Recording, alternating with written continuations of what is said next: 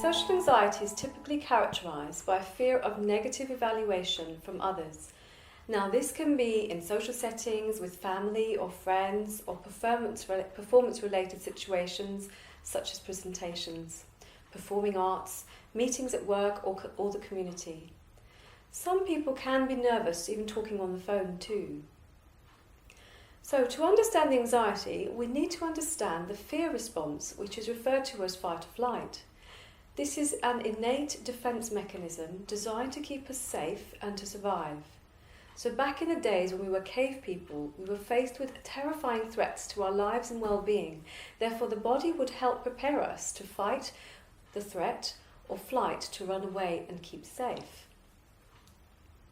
So this involved an array of physiological changes in the body, such as increased heart rate, changes in breathing, sweating, trembling muscles, and sometimes a butterfly-like sensation in your stomach.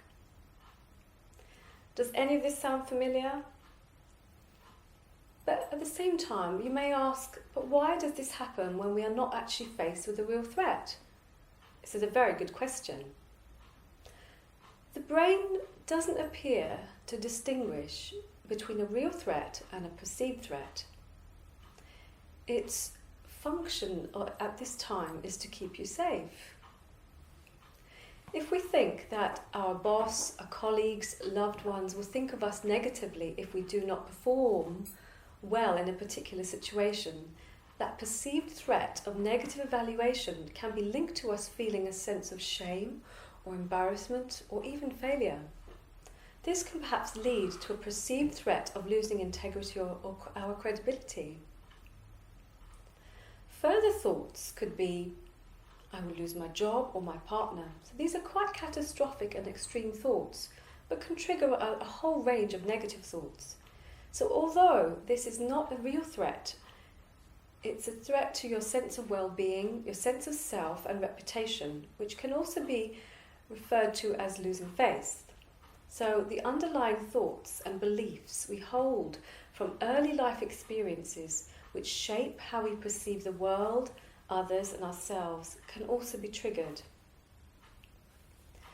Our stressors are somewhat different now to back then in the cave days, but the body can still react in the same way.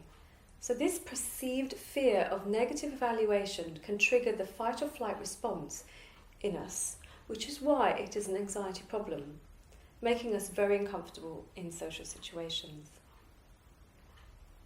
In other anxiety problems, such as phobias, obsessive-compulsive disorder, or panic attacks, the fear response can be triggered by exposure to the feared object or situation, so people will naturally avoid it.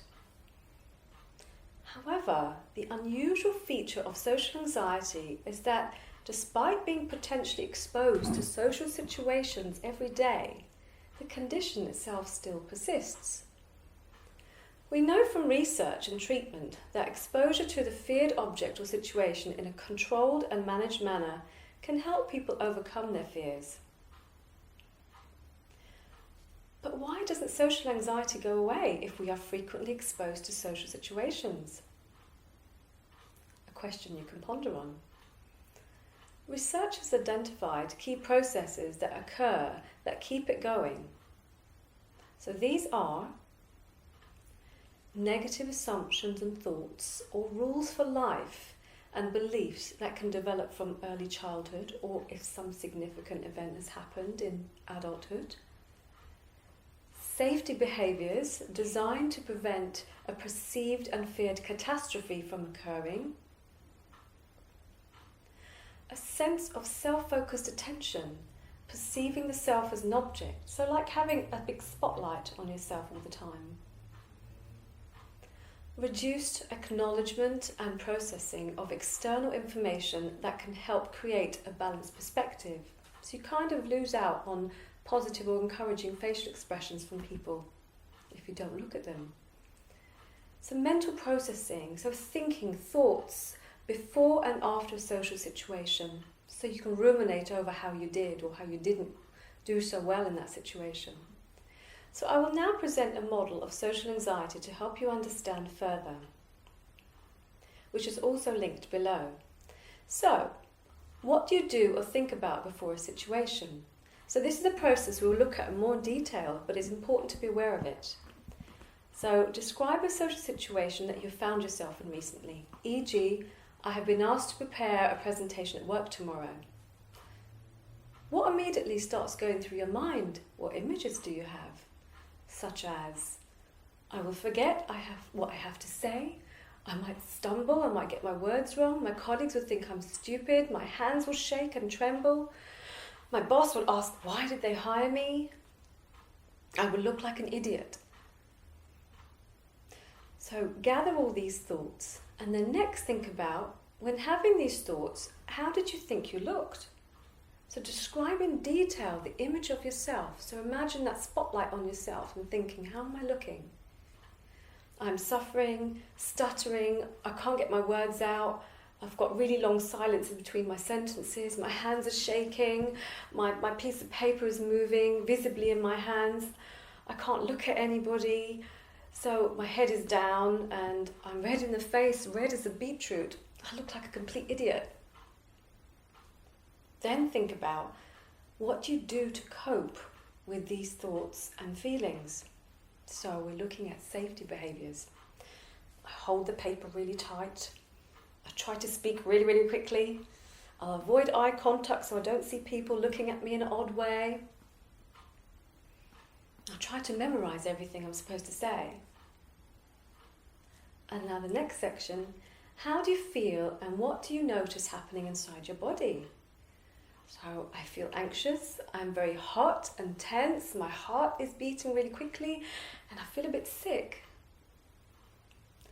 So now that it's over, what's going through your mind about the situation? So looking back,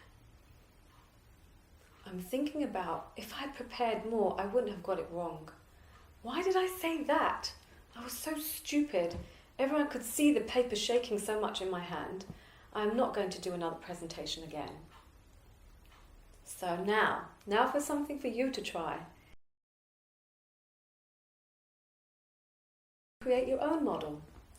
Thinking carefully about what you experience when entering a social situation, what happens during that situation, and what happens afterwards. This will help you raise your awareness into what is happening for you. Good luck and thanks for watching.